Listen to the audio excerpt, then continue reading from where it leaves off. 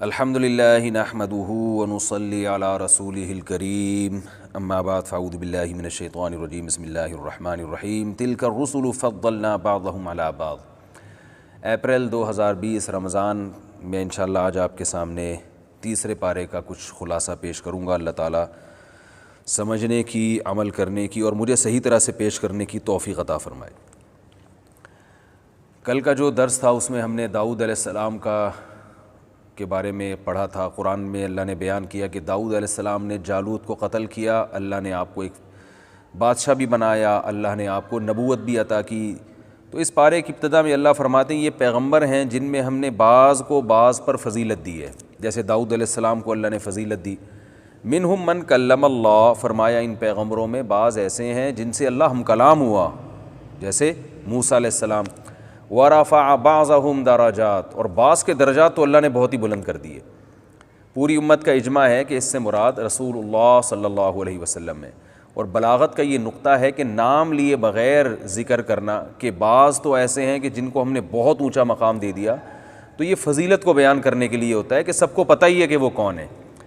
تو اللہ نے بتایا کہ بہت سے پیغمبروں کو ہم نے بعض پیغمبروں کو ہم نے بعض پہ فضیلت دی، بعض کو کلیم اللہ بنایا یعنی موسیٰ علیہ السلام، اور بعض کو تو بہت ہی اونچے مقامات دے دیے۔ تو یہ جو اس سے مراد اجماع ہے کہ نبی صلی اللہ علیہ وسلم ہے، تو آپ کی بہت زیادہ فضیلت بیان کی ہے۔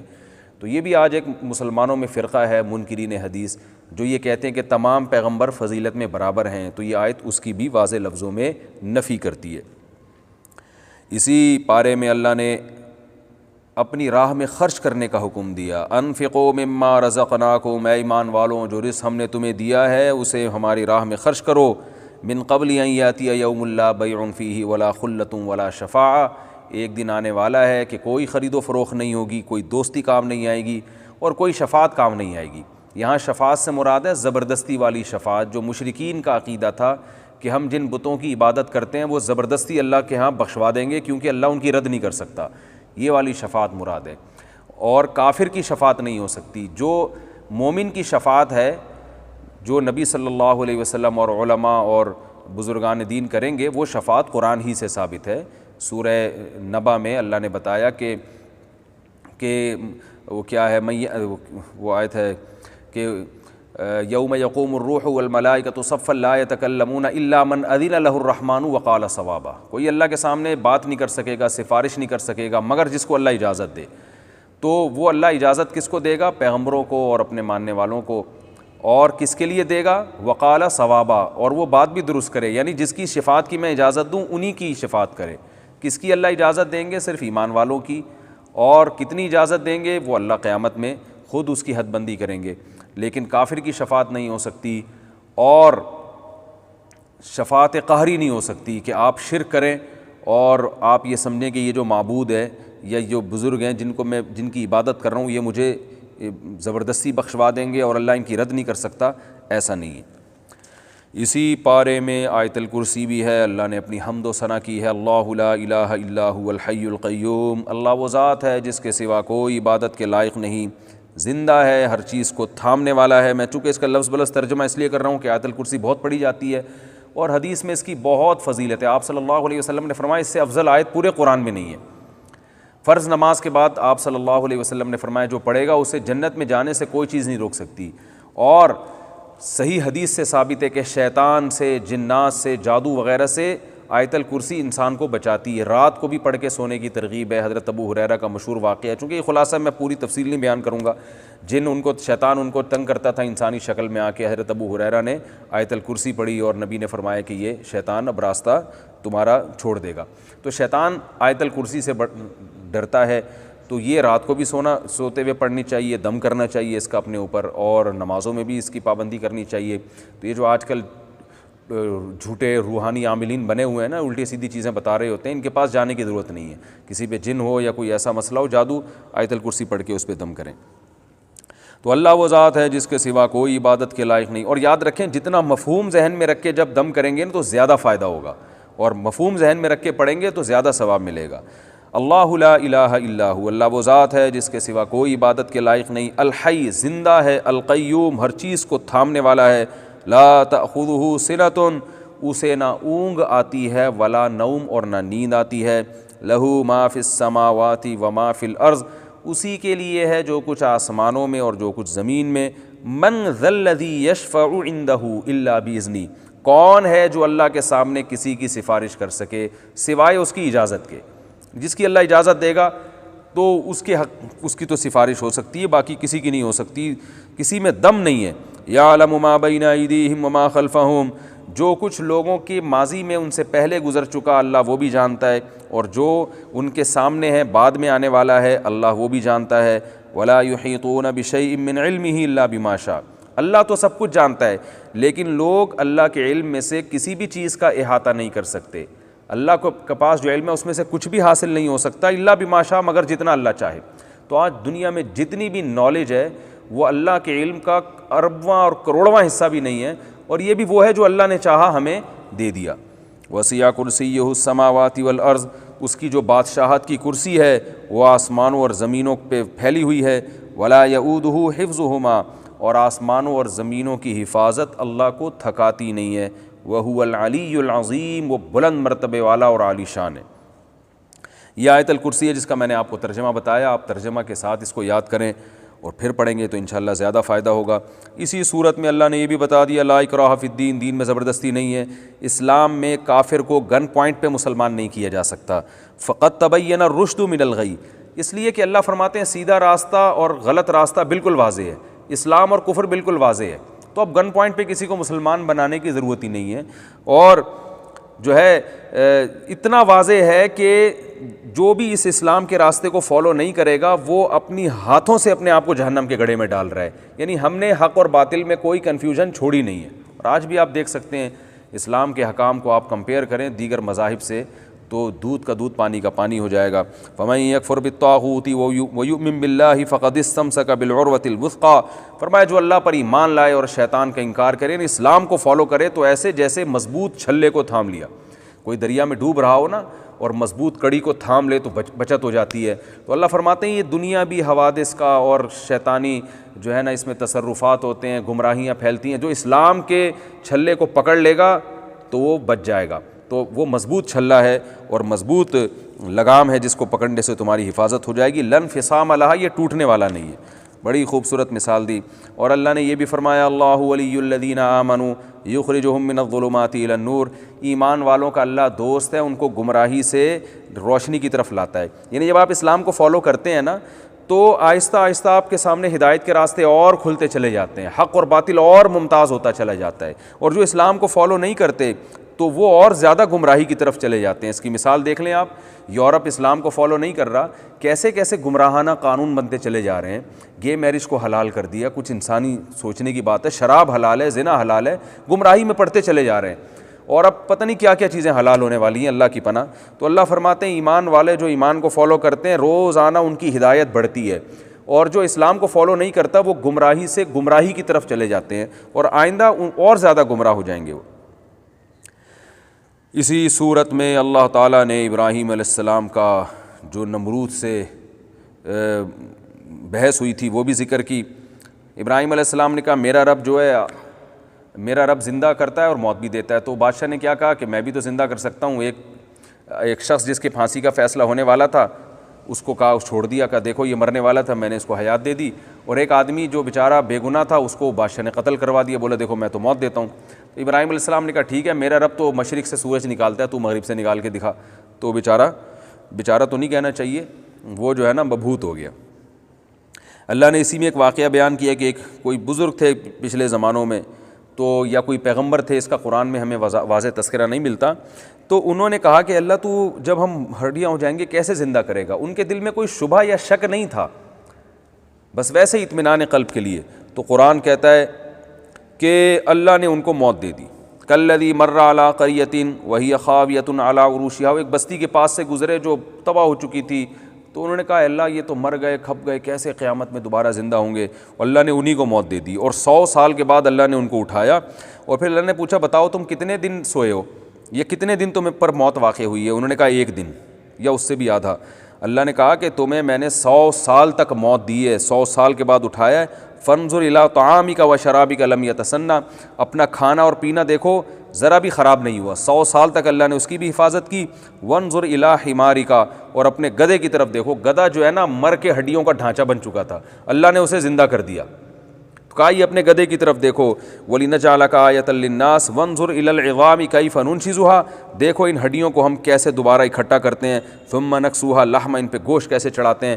ان بزرگ یا جو پیغمبر تھے یا بزرگ تھے، قرآن میں اس کا تذکرہ نہیں ہے، انہوں نے دیکھا تو وہ ساری بوسیدہ ہڈیاں جمع ہوئی ہیں اور پورا گدھا دوبارہ گدھا بن کے کھڑا ہو گیا۔ تو اللہ نے فرمایا جو گدھے کو دوبارہ زندہ کر سکتا ہے وہ انسانوں کو کیوں زندہ نہیں کر سکتا، اس طرح سے میں زندہ کروں گا۔ پھر ابراہیم علیہ السلام کا بھی اللہ نے تذکرہ کیا۔ ابراہیم علیہ السلام نے اللہ سے پوچھا، اللہ تو مردوں کو کیسے زندہ کرے گا؟ اللہ نے فرمایا، ابراہیم کیا تجھے یقین نہیں ہے؟ قال بلا ولکن لیطمئن قلبی، کیوں نہیں ہے اللہ، مجھے تیرے وعدوں پر یقین ہے، بس میں چاہتا ہوں اور اطمینان ہو جائے۔ تو اللہ نے کہا خذ اربعۃ من الطیر، اے ابراہیم آپ 4 پرندوں کو لیں، فصرہن الیک، کسی مخصوص آواز سے ان کو مانوس کریں، پھر ان کو ذبح کر کے ان کے گوشت مکس کر کے 4 پہاڑوں پہ، چاروں کناروں پہ، چاروں طرف ان کے ٹکڑے مکس کر کے ڈال دیں۔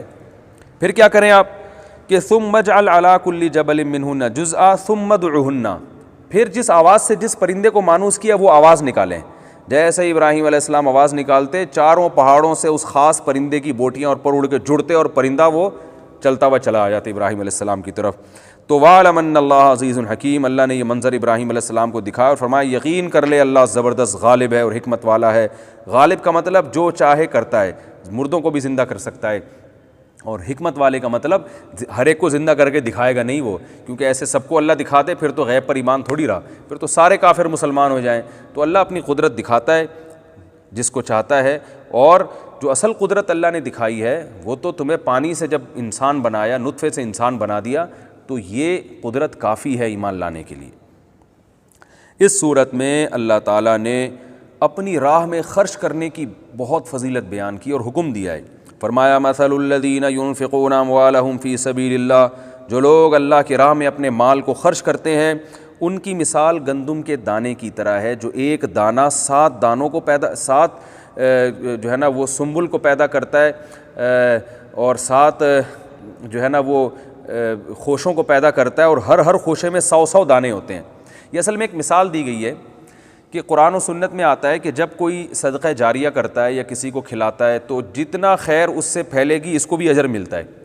تو اب لوگوں کے ذہن میں اشکال ہوتا ہے کہ بھئی یہ کیسے ممکن ہے کہ ہم نے مثال کے طور پر ایک مسجد بنا دی اور اب اس میں قیامت تک لوگ نماز پڑھتے رہیں گے تو سب کو ثواب ملتا رہے گا، ہم نے دینی مدرسوں میں پیسے دیے، اب اس میں جو طلبہ علم حاصل کر رہے ہیں پھر اس علم سے جو خیریں پھیل رہی ہیں تو قیامت تک ہم کو ثواب ملتا رہے گا، ہم نے کسی کو کھانا کھلایا اور پھر اس سے اس کے جسم میں طاقت آئی اور اس نے کوئی اچھا کام کیا تو ہمیں بھی اس میں کچھ حصہ شامل ہو جائے گا، تو یہ گروتھ کیسے ہوتی ہے؟ تو بہت زیادہ ہو جائے گی۔ تو اللہ نے مثال دی کہ بھائی تم دیکھو دنیا میں نہیں ہوتی ہے، گندم کا ایک دانہ ہوتا ہے۔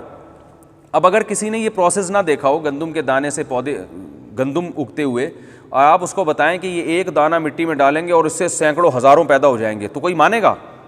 ہم ابھی اس لیے مان رہے ہیں کہ اپنی آنکھوں سے دیکھ رہے ہیں، ورنہ ایک دانے سے کہاں سینکڑوں، خربوزے کے ایک بیج سے، ایک بیج آپ زمین میں رکھتے ہیں اس سے بیل پیدا ہوتی ہے، اس بیل میں پھر ہر اتنے سینکڑوں خربوزے، پھر ہر خربوزے میں سینکڑوں بیج، پھر ہر بیج میں خربوزہ پیدا کرنے کی صلاحیت، اور پھر ہر خربوزے میں سینکڑوں بیج۔ تو وہ دیکھیں جو آدم علیہ السلام کے دور میں خربوزے کا ایک بیج ہوتا ہوگا اس سے آج کروڑوں اربوں بیج پیدا ہو گئے۔ تو اللہ بتا رہے ہیں کہ جو رب ایک گندم کے دانے سے زمین میں جب ڈالتے ہو اتنے سینکڑوں دانے پیدا کر سکتا ہے، تو وہ تمہارے ایک صدقات و خیرات کو وہ بیج نہیں بنا سکتا کہ تم نے 1 روپیہ دیا اور ملٹی پلائی کرتے کرتے کرتے کرتے اللہ اس کو اتنا بڑھا دے۔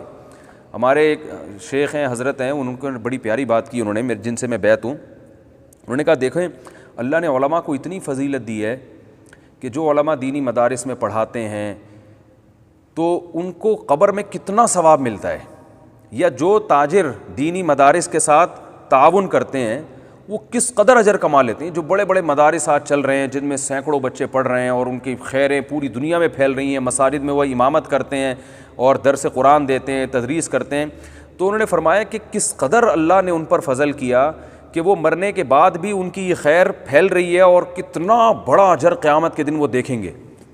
تو واقعی اگر آپ دیکھیں تو یہ قرآن نے بڑی پیاری مثال دی ہے کہ دانہ گندم کا ایک، جب اللہ کہتے ہیں میں تو دنیا میں دکھا رہا ہوں، کسان ایک بیج بوتا ہے اور سینکڑوں بیج نکال لیتا ہے اس سے، تو جو اللہ دنیا میں کسان کی ذرا سی محنت پر اتنا بڑا پھل دیتا ہے، تو آخرت تو ہے ہی اجر کے لیے، آخرت تو ہے ہی جزا ہے ہمارے اعمال کا، اس میں اللہ کیسی سخاوت کا مظاہرہ کرے گا، اور اللہ کی جود و سخا کا کیسا جو ہے نا دریا بہیں گے اس میں۔ تو اس لیے دل کھول کے اللہ کی راہ میں ہمیں خرچ کرنا چاہیے۔ جیسے حدیث میں آپ صلی اللہ علیہ وسلم نے فرمایا انفق یا بلال ولا تخش من ذی العرش اقلال، اے بلال خرچ کر اور عرش والے سے غربت اور فقر و فاقہ کا خوف نہ کرنا، تو اللہ کے لیے دے گا تو اللہ بھی تجھے دے گا۔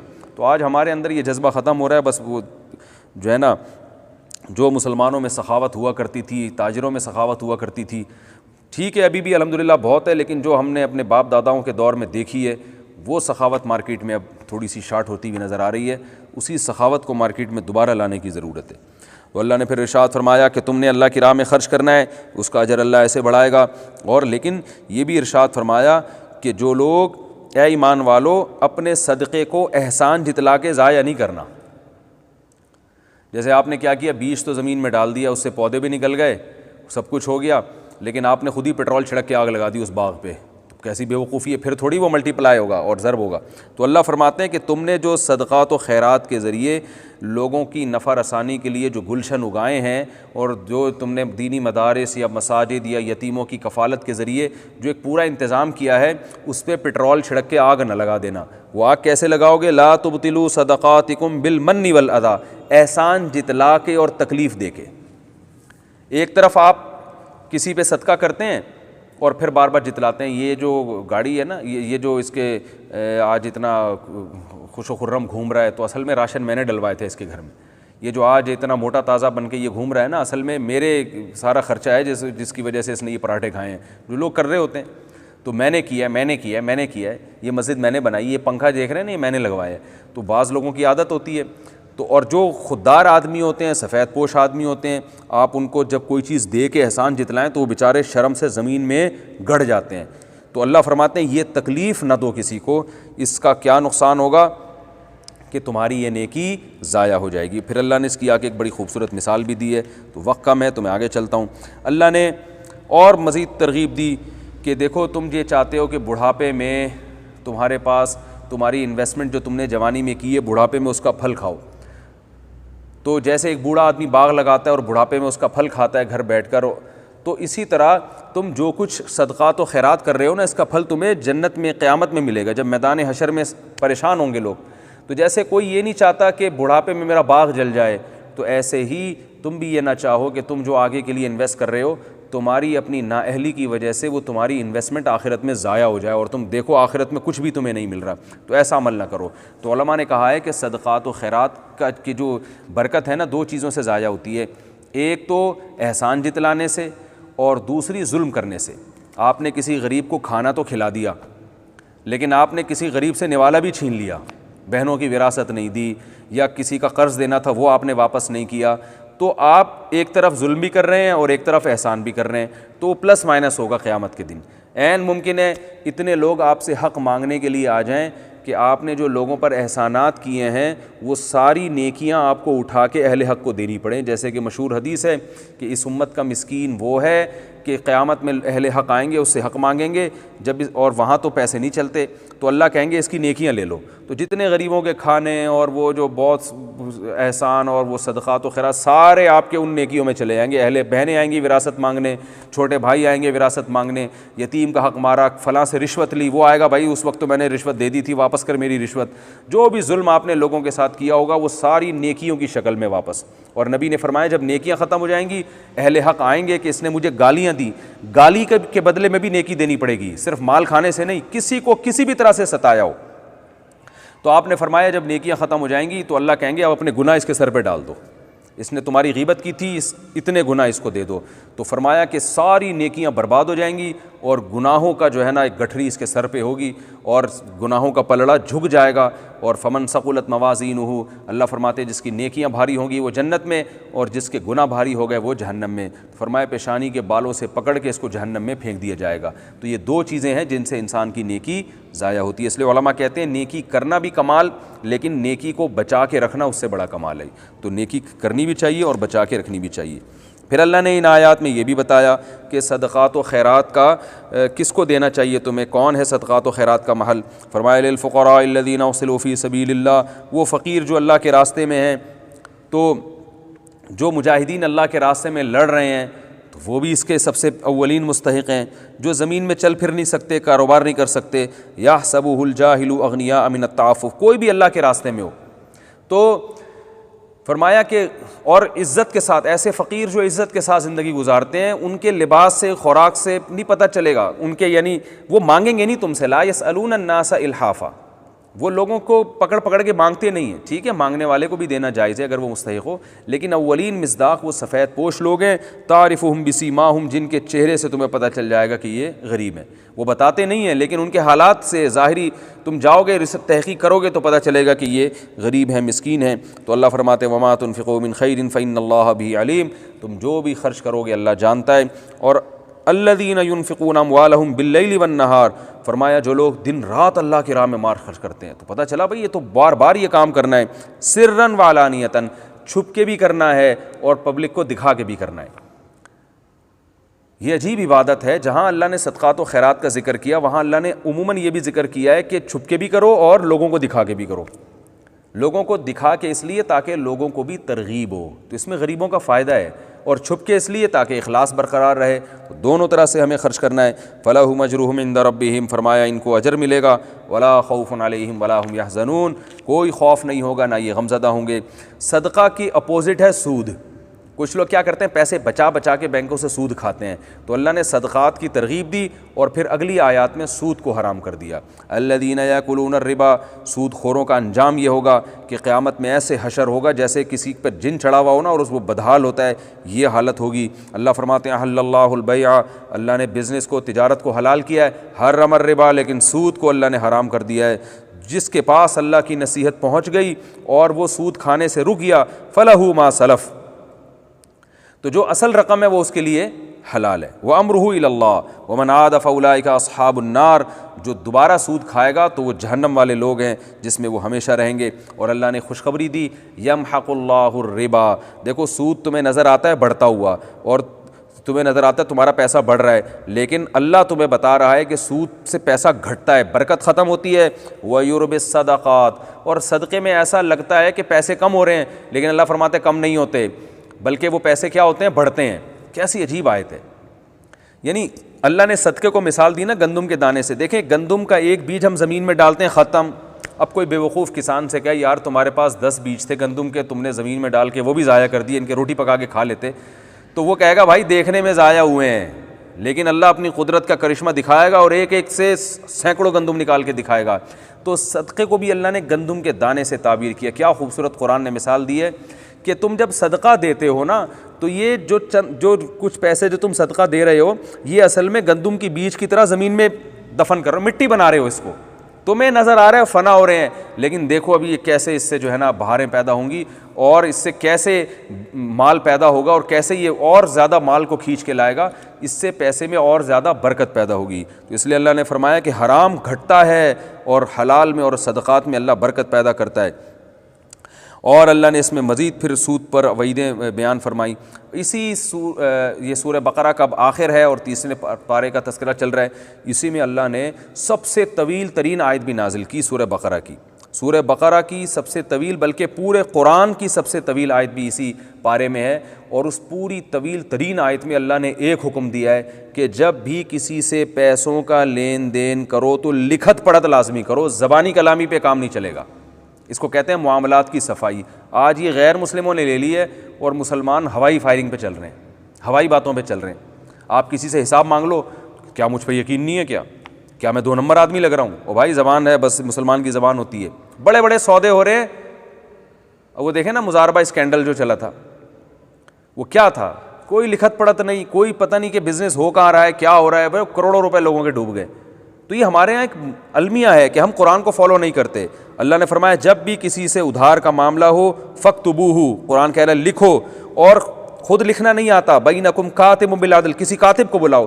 پتہ چلا لکھنا یہ بھی ایک فن ہے. ولا یأبی کاتب ان یکتب کما علمہ اللہ فلیکتب، جیسے اللہ نے اس کو سکھایا ہے وہ اس علم کے مطابق لکھے. اس سے اکاؤنٹنٹ کی فضیلت معلوم ہوتی ہے کہ لکھنا بھی ہر دور میں ایک فن رہا ہے، ایک سلیقے سے لکھا، ہر چیز کو ایسے تھوڑی لکھ دی جاتی ہے۔ اور آپ کو پتہ ہے کہ اکاؤنٹنگ کے علم کی بنیاد بھی مسلمانوں نے رکھی ہے، اور مسلمان علماء یہی آیتیں فضیلت کے طور پر بیان کیا کرتے تھے اکاؤنٹنٹ کی، کہ ہر چیز کو جو ہے نا حساب کیا جاتا ہے، اس کو لکھا جاتا ہے کہ جو ہے اس میں پروفٹ کتنا ہو رہا ہے، اس میں آپ کا جو ہے نقصان کتنا ہو رہا ہے، کس سے کتنے پیسے لینے ہیں، کس کو کتنے پیسے دینے ہیں۔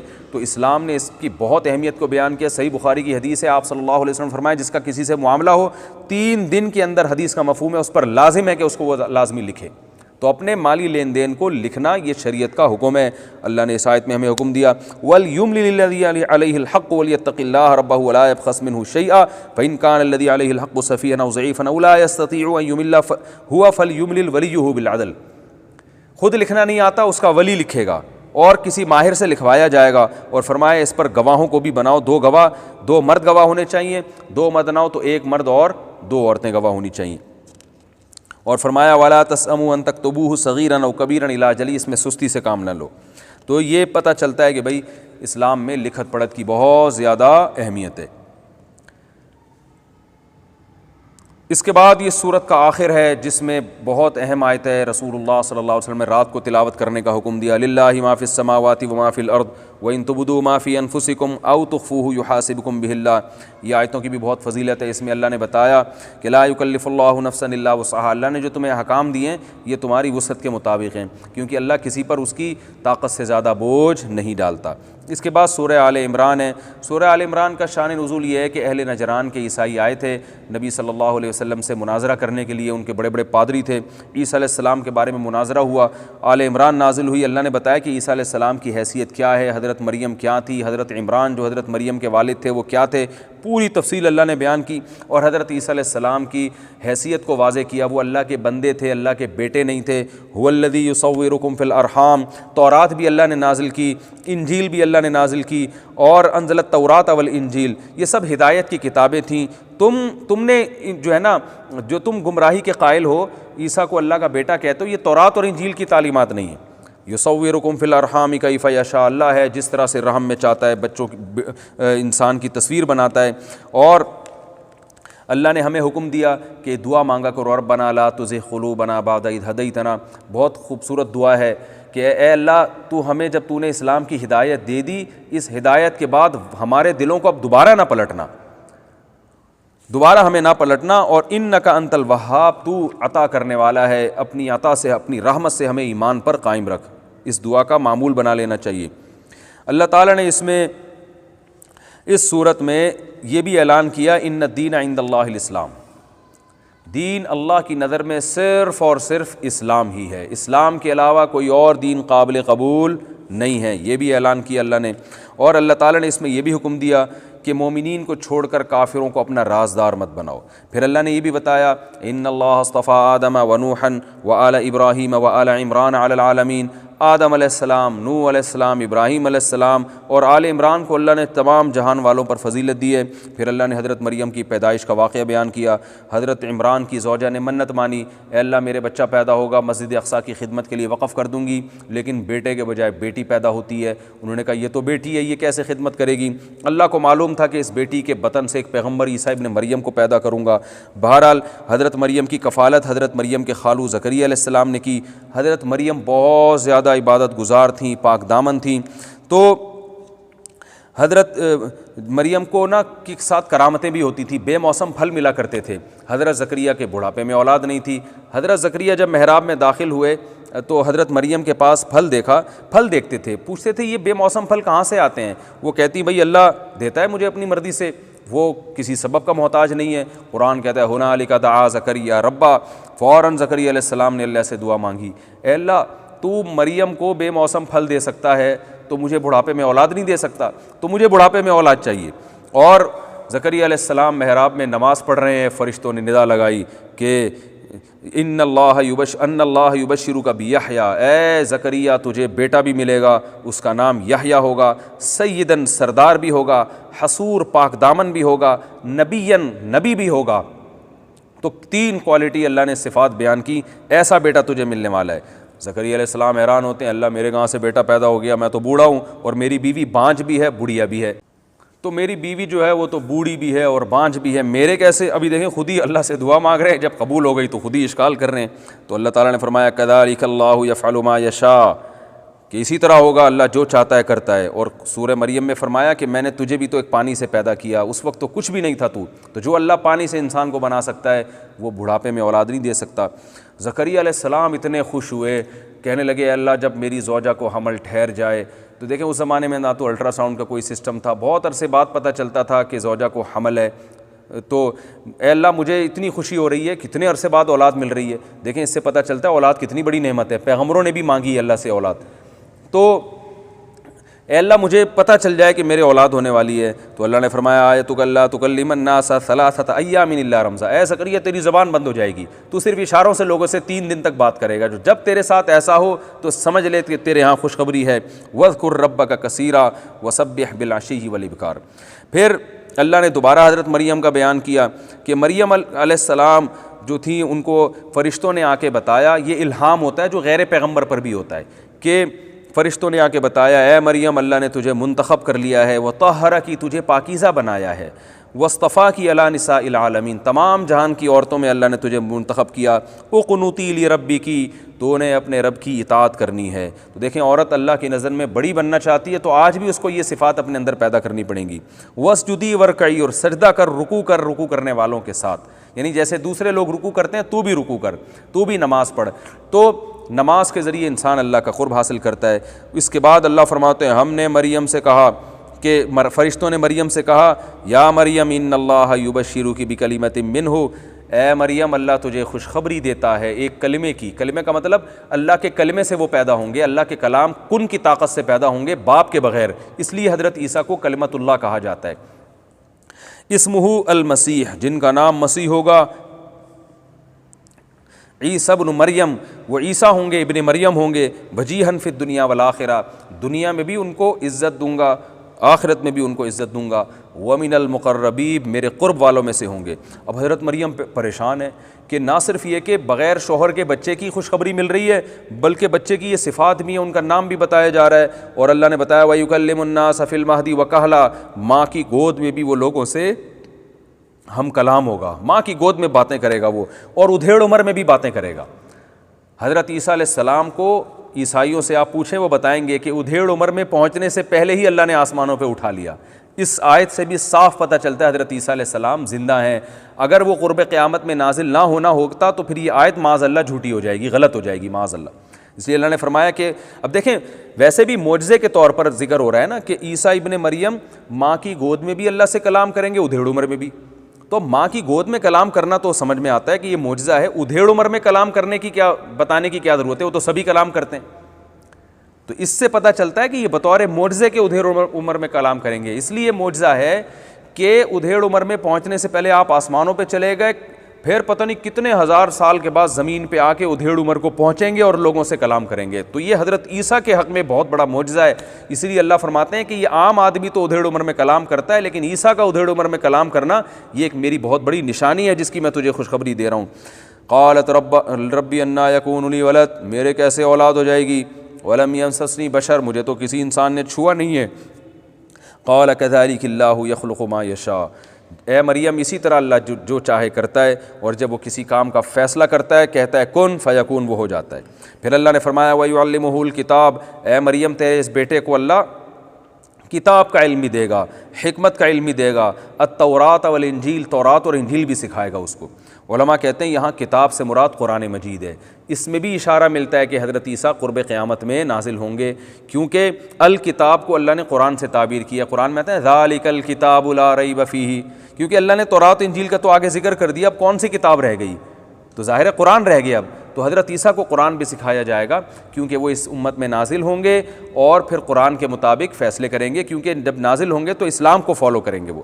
وَرَسُولًا إِلَىٰ بَنِي اسرائیل، اور اخلق لکم من الطین کہیۃ الطیر، میں ان کو سکھاؤں گا، وہ لوگوں سے کیا کہیں گے، پرندہ بنا کے اس میں پھونک ماریں گے، اور فیکون طیرا باذن اللہ، ایسے ایسے معجزے اللہ بتا رہے ہیں کہ یہ ہوگے تیرے بیٹے کے ہاتھ میں، تو تو گھبرا نہیں، میں تیری پاک دامنی کو تیرے بیٹے کے ذریعے بیان کروں گا.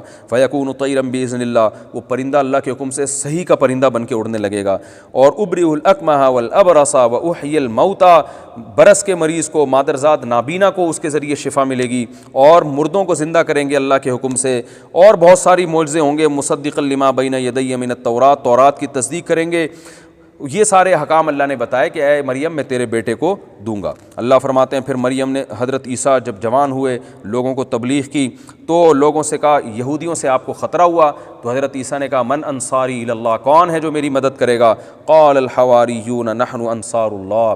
تو حواری جو حضرت عیسیٰ کے صحابہ تھے وہ کھڑے ہو گئے, انہوں نے کہا ہم آپ کی مدد کریں گے. ربنا آمنا بما انزلت, اور کہنے لگے اللہ ہم تجھ پر ایمان لاتے ہیں. ومکروا ومکر اللہ, یہودیوں نے مکر کیا اور اللہ نے بھی ان کے مکر کا جواب دیا.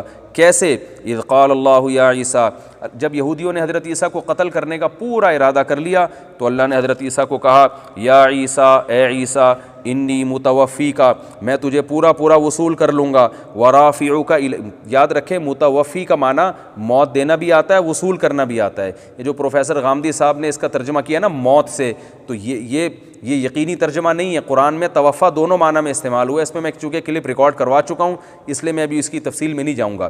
تو یہاں متوفی جو ہے نا یہ موت کے معنی میں نہیں ہے, یہ وصول کرنے کے معنی میں ہے. اس کی دلیل آگے ہی آ رہی ہے, یا عیسیٰ انی متوفی کا ورافعک الیہ, کہ میں تجھے اپنی طرف اٹھا لوں گا. تو واو تفسیری ہے, رافعک الیہ صاف لفظوں میں بتا رہا ہے کہ متوفی کا معنی موت دینا نہیں ہے بلکہ اپنی طرف اٹھانا ہے. یہ اللہ نے واو کے بعد رافعک الیہ اسی لیے کہا کہ جناب پروفیسر غامدی جیسے لوگ اس آیت سے لوگوں کو مغالطے میں نہ ڈال دیں. میں دوبارہ آیت کا ترجمہ کرتا ہوں, یا عیسیٰ, اے عیسیٰ, انی متوفی کا, میں تجھے وصول کروں گا, ورافعک الیہ, اور تجھے اپنی طرف اٹھا لوں گا. اگر میرے بھائی موت دے کے وفات ہی دینی تھی تو اپنی طرف اٹھانے کی پھر کیا ضرورت تھی؟ اور آگے آیت سے اور ثابت ہوتا ہے کہ زندہ آسمانوں پر اٹھایا گیا, موت نہیں دی. وَمُطَهِّرُكَ مِنَ الَّذِينَ كَفَرُوا, تجھے کافروں سے بچا لوں گا. اب آپ بتائیں اگر حضرت عیسیٰ کو موت ہی دینی تھی تو بچے, یا وہ تو پھر بچے نہیں نا, ان کو تو کافروں نے شہید کر دیا ان کو. تو مُطَهِّرُكَ مِنَ الَّذِينَ كَفَرُوا, اور میں تجھے پاک کر دوں گا, یعنی بچا لوں گا ان لوگوں سے جو کافر ہیں, ان سے میں تجھے بچا لوں گا. اور قرآن میں دوسرے مقام پر اس مضمون کو اور زیادہ اہتمام سے بیان کیا ہے. چونکہ ابھی میرا یہ ٹاپک نہیں ہے کہ غامدی صاحب کے نظریے پہ رد کرنا, اس لیے میں ابھی اس کو سرسری طور پہ بیان کر رہا ہوں. یہ میں اس لیے کہہ رہا ہوں پھر فوراً شارٹ کلپ آ جاتے ہیں اور لوگ جو ہے نا آدھے دلائل سنتے ہیں آدھے نہیں سنتے, تو پھر وہ ایک تماشا کھڑا ہو جاتا ہے. کہ وَجَاعِلُ الَّذِينَ اتَّبَعُوكَ فَوْقَ الَّذِينَ كَفَرُوا إِلَىٰ يَوْمِ الْقِيَامَةِ, اور آپ کے فالوورز کو کافروں پر قیامت تک کے لیے غالب کر دوں گا. جو بھی یعنی آپ کو فالو کرے گا تو حجت کی دنیا میں بھی وہ تمام لوگوں پر غالب آئے گا, اور وہ اگر اللہ کے حکام کو فالو کرے گا تو ظاہری اسباب میں بھی تمام امتوں پر غالب آ جائے گا. تو جب عیسائیوں نے حضرت عیسیٰ کو فالو کیا تو عیسائیوں کی حکومتیں بھی تھیں اور ان کا دین بھی غالب تھا. جب عیسائیوں نے حضرت عیسیٰ کو چھوڑ دیا تو پھر اللہ نے اسلام کی خلافتیں قائم کی, اور ایسی قائم کی کہ پھر اس کے بعد مذہبی خلافتیں آج تک قائم نہیں ہو سکی. آج عیسائیوں کے کنٹری تو ہیں لیکن وہ مذہبی ریاستیں نہیں ہیں, جبکہ مسلمانوں کی پوری ریاستیں مذہبی ہیں. تو اس لیے آج بھی مذہب کے لحاظ سے اسلام الحمدللہ غالب ہے, چونکہ حضرت عیسیٰ کو فالو کرنے والے مسلمان ہیں, عیسائی حضرت عیسیٰ کو فالو نہیں کر رہے. آج بھی جتنا مسلمان حضرت عیسیٰ کو فالو کرتے ہیں اتنا عیسائی فالو نہیں کرتے. آگے اللہ نے عیسائیوں سے خطاب کیا, ان مثل عیسیٰ عند اللہ کمثل آدم, اے عیسائیوں تم کیسے کہتے ہو کہ عیسیٰ باپ کے بغیر پیدا ہوئے تو اللہ کے بیٹے ہیں؟ فرمایا عیسیٰ کی مثال تو اللہ کی نظر میں آدم کی طرح ہے. خلقہ من تراب, آدم کو مٹی سے پیدا کیا. آدم کے تو نہ باپ نہ ماں, جب آدم کی تو نہ ماں تھی نہ باپ تھی, ان کو جب اللہ کا بیٹا نہیں کہتے تو جن کی ماں تو تھی نا کم از کم. یعنی عیسیٰ کا بغیر باپ کے پیدا ہونا اتنا عجیب نہیں ہے جتنا آدم کا بغیر باپ اور ماں کے پیدا ہونا ہے. تو جیسے بغیر باپ اور ماں کے اللہ پیدا کر سکتا ہے تو بغیر باپ کے کیوں پیدا نہیں کر سکتا؟ تو جب آدم کو اللہ کا بیٹا نہیں کہتے تو عیسیٰ کو اللہ کا بیٹا کیوں کہتے ہو؟ اسی صورت کے آخر میں اللہ نے عیسائیوں کو ایک نرم انداز میں تبلیغ کی ہے, اور یہود و نصارہ کو, یا اہل الکتاب تعالوا الی کلمۃ سواء بیننا وبینکم, اہل کتاب آؤ ایک ایسی بات کی طرف جو تمہارے درمیان مشترک ہے. توحید پر تو ہم سب جمع ہیں, تمہاری کتابوں میں بھی توحید لکھی ہوئی ہے, تورات میں بھی انجیل میں بھی, تو توحید کی دعوت تو اسلام دیتا ہے. تم صرف زبانی دعوے کرتے ہو, تو ہم تمہیں اپنی کتابوں کو چھوڑنے کا نہیں کہہ رہے, اپنی کتاب ہی کو فالو کرو تو تمہیں پتہ چلے گا کہ اسلام جو باتیں کر رہا ہے تمہاری کتابوں کی بھی حقیقت میں وہی تعلیمات ہیں. تم لوگوں نے اس میں تحریف کر دی ہے، آؤ ایسے کلمے کی طرف کہ تمہارے درمیان مشترک ہے، وہ کیا ہے؟ لا نشرک بہ شیئا ولا یتخذ بعضنا بعضا اربابا من دون اللہ، کہ ہم ایک دوسرے کو خدا نہیں بنائیں گے، اللہ صرف اور صرف ایک ہی ہے۔ پھر اللہ نے یہ بھی فرمایا کہ یہ ممکن نہیں ہے لبشر ان یؤتیہ اللہ الکتاب والحکم والنبوہ، کہ اللہ اسے کتاب بھی دے اور نبوت بھی دے، پھر وہ لوگوں کو اللہ سے ہٹا کے اپنی طرف لگانے لگے، یہ کیسے ممکن ہے؟ تو عیسیٰ ابن مریم کو تو پیغمبر بنایا اللہ نے، کتاب بھی دی، تو یہ کیسے ممکن ہے کہ تمہیں اپنی عبادت کی طرف لے آئیں، تم عیسیٰ ابن مریم سے حاجتیں مانگنا شروع کر دو؟ یہ ممکن نہیں ہے، کوئی پیغمبر یہ جرت نہیں کر سکتا، تو عیسیٰ ابن مریم کیسے کریں گے یہ جرت؟ اور پھر اللہ نے اس پارے کے اختتام میں دوبارہ اسی مضمون کا تکرار کیا، عیسائی اور یہودیوں سے کہا وَمَن يَبْتَغِ غَيْرَ الْإِسْلَامِ دِينًا، جو اسلام کے علاوہ کسی اور مذہب کو دین بنائے گا، فَلَن يُقْبَلَ مِنْهُ، ہرگز قبول نہیں کروں گا میں، وَهُوَ فِي الْآخِرَةِ مِنَ الْخَاسِرِينَ، اور آخرت میں وہ خسارے والوں میں سے ہوگا۔ اللہ سے دعا ہے کہ جو کچھ کہا سنا اللہ اس پہ ہم سب کو عمل کی توفیق عطا فرمائے۔ وما علیہ